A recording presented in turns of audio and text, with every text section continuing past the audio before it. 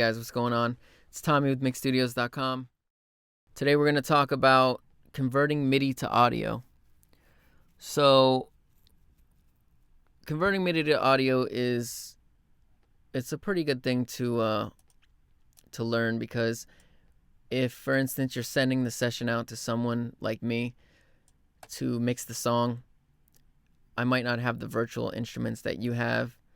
And usually MIDI just kind of gets finicky when you start sending it around to different computers and different versions of Pro Tools and stuff like that. So let's get started. And also, this little thing that I made here literally took me like 2 minutes to make. I just made it for the purpose of this video, so it's not that great. Anyway, let's start with converting the drums. So let me set these here to outputs. All right. So first thing we want to do is we want to make an audio track. Let's go ahead and make a stereo track. Now, we need to send this signal to this audio track. And how we do that is we set the output for this track to a bus. Send it to a bus. Let's send it to 3 and 4. And in order for this track to receive that signal, we need to set the input to this track to 3 and 4. So now we have the kick and the snare going from output 3 and 4 into 3 and 4 into the audio track. So let's arm record, bring the session to the beginning, record.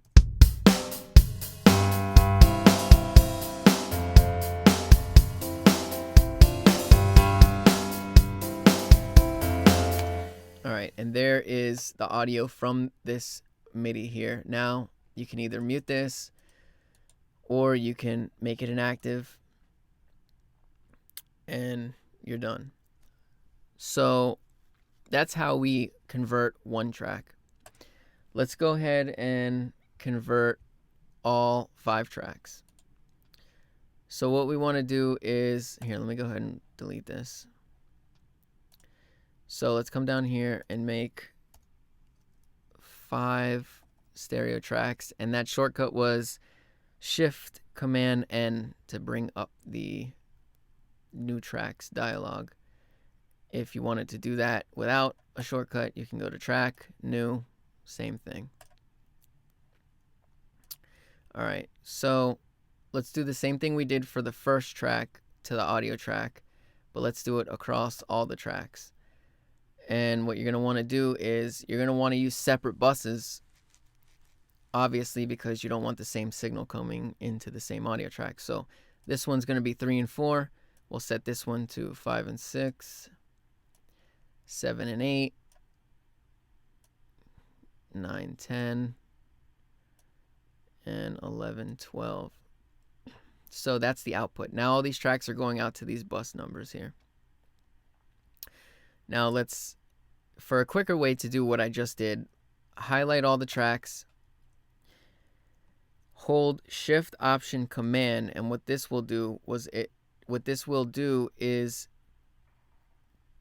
will send all these tracks to the buses in a row down the line. Like, for example, Shift Option Command, go to the top one, input bus 3 and 4. No, see what it did? Automatically it set me to bus 3, 4. Next one, bus 5, 6, bus 7, 8, bus 9, 10, bus 11, 12.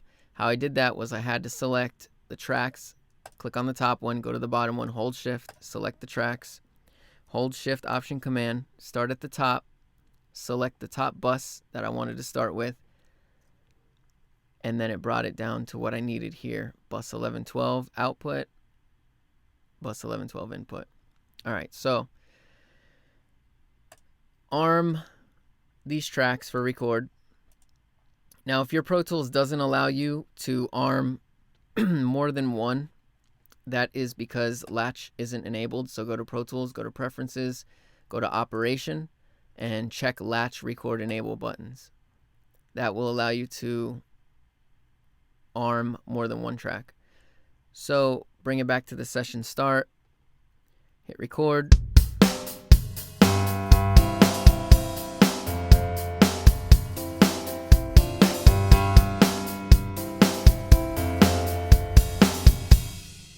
And now I've just converted all my MIDI tracks to audio tracks at the same time. It was easy. And I'm done. All I gotta do is select these tracks, right click, and make an active. And now I don't have to worry about all that processing, and I don't have to worry about the MIDI anymore. But it's still there if I ever wanted to go back to it. So I can just leave it there, or I can right click and I can hide it. Alright, so that's it. That was a quick tutorial on converting MIDI to audio. Hit us up at mixstudios.com, and I'll see you next time.